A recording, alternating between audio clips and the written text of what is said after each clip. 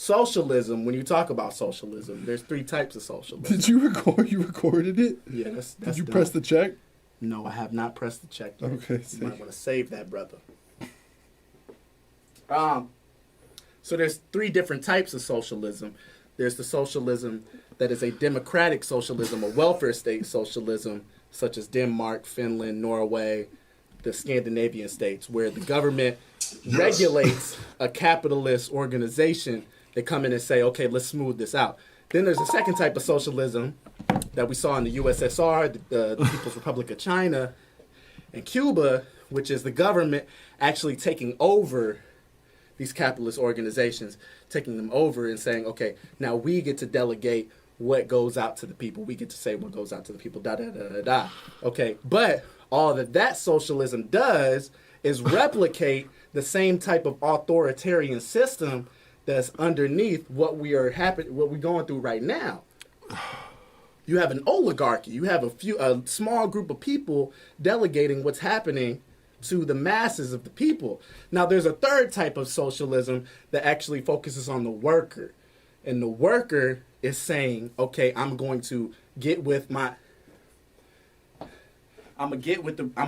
rest of the workers, and we are going to collectivize and form cooperatives where we are voting on the decisions that the company is making. There's no more top-down hierarchy. And what this worker-based socialism is going to do is spread an ideology of self-reliance. And that's what people really need to start understanding, is that there's three different types of what we are doing. And, you know, if capitalism is going to fail, you want to land on your feet. Yeah, the 50s and the 60s went crazy. Which is also mirroring what happened in America with the 50s and 60s in America in the civil rights movement. Wait, what? When you saw also a grassroots black movement. But we made a lot of concessions in the civil rights movement where we said, okay, we are going to actually acquiesce a little bit, and we're going to assimilate, where, you know, you saw Malcolm X and Martin Luther King were having a sort of an ideological, there was a wall between them, and that wall kind of came from, you know, were we supposed to just kind of fight to get these solutions from the system? But if we know that this system is corrupt and racist, how are we going to get solutions from a system that is corrupt and racist? That is capitalism. Now, where both of these people agreed was that capitalism was a destructive force on the planet, but how to go about fixing that was, motherfuckers had differing views on that.